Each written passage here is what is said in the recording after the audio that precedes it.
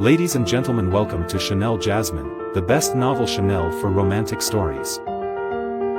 Hai guys, selamat datang di channel Jasmine, channel terbaik untuk menyimak novel-novel romantis. Mohon dukung channel ini dengan subscribe, like dan share video-video yang ada di channel ini. Terima kasih.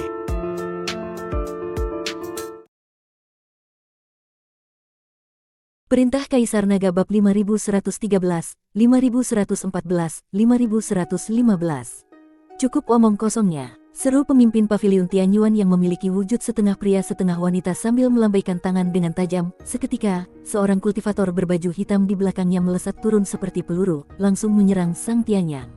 Kultivator itu ternyata adalah seorang ahli tingkat dispersi abadi kelas 7, dan langsung melancarkan jurus pamungkas paviliun Tianyuan, yakni pembunuhan laut dalam.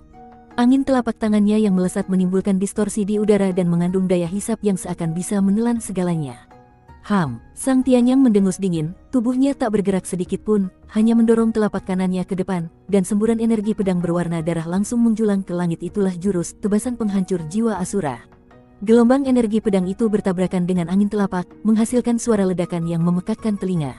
Sang kultivator berbaju hitam menjerit mengenaskan, tubuhnya terlempar seperti layang-layang putus tali, dada berlubang besar penuh darah yang mengucur deras, tewas seketika. Menarik juga, ujar pemimpin paviliun Tianyuan itu sambil tersenyum aneh, sisi wajah perempuannya bahkan menunjukkan seulas senyum menggoda. Tapi, di hadapan kami, kekuatan kecil seperti itu tak ubahnya semut. Belum selesai kalimatnya, ia pun bergerak sendiri. Sekejap mata, tubuhnya telah berada tepat di hadapan Sang Tianyang, dengan tangan kanan membentuk cakar yang dipenuhi energi kematian berwarna hijau kehitaman, mengarah langsung ke jantung Sang Tianyang. Gerakannya sangat cepat, hingga Sang Tianyang hanya mampu merasakan hawa dingin menusuk tulang dan buru-buru mengangkat pedangnya untuk menangkis. Klang, bunyi logam saling berbenturan terdengar nyaring saat bilah pedangnya mengenai cakar iblis tersebut. Sang Tianyang seketika merasakan kekuatan dahsyat yang tak tertahankan menyusup ke dalam tubuhnya, membuat lengannya mati rasa dan tubuhnya terdorong mundur beberapa langkah, darah menetes dari sudut bibirnya. Dengan wajah terkejut, ia menatap makhluk aneh setengah pria setengah wanita di hadapannya dan berseru, "Kau, bagaimana bisa kekuatanmu meningkat begitu cepat dalam waktu sesingkat ini?" Padahal dirinya adalah seorang dispersi abadi kelas 8, namun baru satu jurus saja sudah membuatnya terdesak. "Aku adalah utusan dari darah mayat agung." Makhluk itu tertawa dingin, "Rasakan amarahku." Dalam waktu bersamaan, puluhan kultivator berbaju hitam di belakangnya pun melancarkan serangan bersamaan. Berbagai jenis kekuatan spiritual dan jurus sihir menghujani pelindung besar istana Asura seperti badai. Wuung, formasi pelindung berwarna darah bergetar hebat, cahaya pelindungnya berdenyut tak stabil. Wajah Sang Tianyang menjadi amat serius, ia bisa merasakan bahwa formasi pertahanan itu tidak akan bertahan lama di bawah gempuran mereka.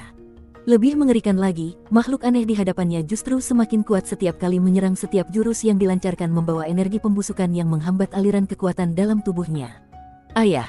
teriak Sang Lan sambil melesat mendekat, menggenggam pedang tangisan berdarah miliknya. "Mereka terlalu kuat, terutama pemimpin paviliun Tianyuan itu. Dia bukan dirinya sendiri lagi." "Aku tahu." Sang Tianyang menghapus darah dari sudut bibirnya, matanya bersinar penuh tekad. Makhluk itu kemungkinan besar telah dirasuki oleh benda jahat kuno. "Laner, dengarkan ayah. Segera temui Tuan Chen." "Dev." Sang Lan tertegun. "Ya, benar dia," geram Sang Tianyang. "Temukan Tuan Chen, mungkin masih ada harapan bagi istana Asura kita." Ia dengan cepat menyelipkan sebilah giok merah darah ke tangan putrinya. "Ini kunci untuk membuka jalan rahasia. Ingat, kau harus menemukan Dev dan sampaikan bahwa istana Asura membutuhkan bantuannya." "Tapi ayah, bahkan Tuan Chen pun belum tentu bisa melawan makhluk itu." Sang Lan masih bimbang. Meski ia tahu Dev sangat kuat, lawan mereka jelas telah mencapai puncak dispersi abadi, bahkan bisa saja melampaui itu. "Mungkin benar dia bukan tandingannya, tapi aku yakin Tuan Chen tidak sendirian." "Pergilah, cepat," desak Sang Tianyang. Tepat saat itu, pemimpin paviliun Tianyuan kembali melancarkan serangan besar, cahaya hitam pekat yang menggabungkan energi pria dan wanita meluncur dari langit seperti pilar maut, menghantam formasi pelindung istana dengan kekuatan mengerikan. Boom! Suara ledakan dahsyat bergema, formasi pelindung runtuh total, serpihan batu beterbangan dan debu tebal memenuhi udara. "Bunuh! Jangan biarkan satu pun lolos." Pemimpin paviliun Tianyuan itu mengeluarkan jeritan kegilaan yang menggema, lalu memimpin langsung pasukannya menerobos masuk ke dalam istana Asura. Para kultivator berbaju hitam menyerbu masuk layaknya gelombang pasang, dan pembantaian berdarah pun segera dimulai tanpa ampun. Di mata Sang Tianyang, tergambar kesedihan yang mendalam ketika ia tiba-tiba mendorong Sang Lan ke arah pintu masuk lorong rahasia di belakangnya, seraya berseru, "Cepat pergi." Ayah akan berjaga di belakang. Usai berkata demikian, ia pun membakar darah esensinya sendiri, membuat aura kekuatannya melonjak drastis, bahkan mengaktifkan jurus terlarang, tebasan penghancur jiwa Asura, dengan mengorbankan nyawanya sendiri sebagai harga. Ayah, seru Sang Lan, air matanya mengalir deras, namun ia tahu bahwa ini bukanlah waktu untuk ragu. Menggigit bibirnya, ia membalikkan badan dan melesat ke dalam lorong rahasia, tubuhnya segera diselimuti cahaya putih yang membawanya pergi. Di belakangnya, terdengar raungan kemarahan ayahnya yang mengguncang langit, disertai jeritan kesakitan musuh-musuh, dan tawa mengerikan makhluk setengah pria setengah wanita yang membuat bulu kuduk meremang. Sang Lan sadar sepenuhnya bahwa perjalanan ini akan dipenuhi bahaya luar biasa, karena besar kemungkinan Paviliun Tianyuan telah menutup seluruh jalan keluar, namun ia harus secepat mungkin menemukan Dev demi ayahnya dan demi istana Asura. Ia menggenggam erat pedang, tangisan berdarah di tangannya, dan darah yang melekat pada bilahnya tampak semakin bergelora merespons tekad sang pemilik. Sementara itu, di menara penjinak iblis milik 8 istana, Dev duduk bersila dalam menara, dikelilingi oleh aura biru kehijauan yang telah menjadi nyata seperti kepompong yang membungkus tubuhnya. 2 hari di dunia luar telah menjadi beberapa bulan di dalam menara, dan ketika hembusan terakhir energi abadi menyatu ke dalam dantiannya, ia pun membuka matanya secara tiba-tiba. Sinar tajam melintas di matanya, bahkan menampakkan nyala api emas kecil di dalam pupilnya. Lukaku telah sepenuhnya pulih, bahkan gumamnya sambil menyentuh dadanya tempat yang dulu sempat retak karena dirasuki Raja Iblis Awan Merah dan dipaksa memobilisasi kekuatan ekstrim. Kini telah pulih total, bahkan menyimpan kekuatan membuncah yang nyaris meledak. Saat Dev melangkah keluar dari menara, Huo Jingjing dan Mo Qingyun yang telah menunggunya di luar segera menyambut dengan senyum lega setelah melihat kondisinya yang jauh lebih kuat dan sepenuhnya pulih. Namun, baru saja Dev hendak berbicara, tubuhnya tiba-tiba terguncang keras, dan 2 kekuatan dalam tubuhnya mendadak berlarian liar seakan ingin melepaskan diri. 2 patung prajurit itu, alis Dev berkerut, ia tak memahami mengapa 2 patung prajurit yang telah lama ia jinakkan dan simpan dalam tubuhnya tiba-tiba menjadi tak terkendali. Agar tidak terganggu, ia pun memutuskan untuk mengeluarkan keduanya, dan saat 2 gumpalan asap hitam muncul dari dalam tubuhnya, 2 patung prajurit tersebut langsung muncul, namun belum sempat Dev bereaksi, keduanya langsung melesat pergi ke arah tertentu. "Hei!" seru Dev kaget, segera mengejar mereka. Ia benar-benar tak tahu apa yang sedang terjadi dan mengapa 2 patung prajurit itu tiba-tiba kabur. Dev, Huo Jingjing dan Mo Qingyun yang melihat kejadian itu segera mengejarnya, dan tak lama kemudian Huo Feng pun datang, lalu turut bergabung dalam pengejaran setelah melihat mereka berlari. "Dev, ada apa ini?" tanya Huo Jingjing saat berhasil menyusulnya. "Tak ada waktu untuk menjelaskan," jawab Dev cepat sambil menunjuk ke arah 2 patung prajurit itu melesat. "Entah kenapa mereka tiba-tiba kehilangan kendali dan pergi ke arah sana, kita harus mengikuti mereka."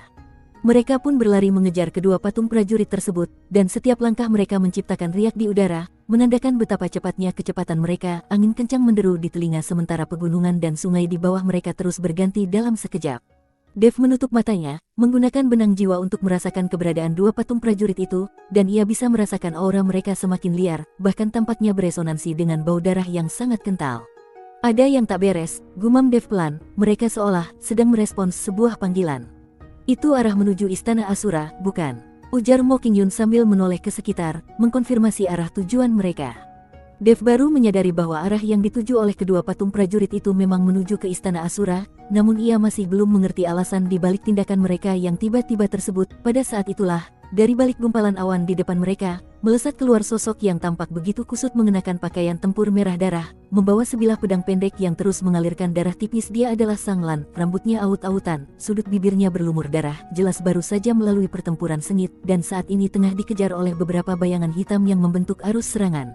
"Sang Lan!" seru Dev sambil mengangkat tangannya dan melontarkan tebasan energi pedang berwarna hijau. Tebasan itu menembus langit dan dengan presisi menghantam pergelangan tangan seorang kultivator berpakaian hitam, membuat cambuk tulangnya hancur berkeping-keping disertai dengan jeritan kesakitan. "Tuan Chen!" Sang Lan terkejut menoleh dan sorot matanya segera bersinar penuh harap, namun harapan itu segera digantikan oleh keputusasaan saat ia berteriak tergesa, "Cepat!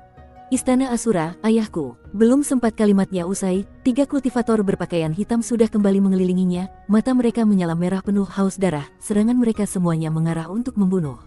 Dev hanya mendengus dingin, dan dengan sekejap mengayunkan pedang pembunuh naga, memancarkan gelombang ki pedang emas yang langsung menebas ketiga musuh itu hingga mati. "Jelaskan sambil jalan," ucap Dev sambil menarik Sang Lan, "apa yang sebenarnya terjadi?" Sang Lan terengah-engah, menunjuk ke kejauhan tempat kabut darah menutupi langit. Suaranya bergetar saat berkata, "Ketua Paviliun Tianyuan, dia dirasuki oleh mayat berdarah dan memimpin pasukan menyerang istana Asura."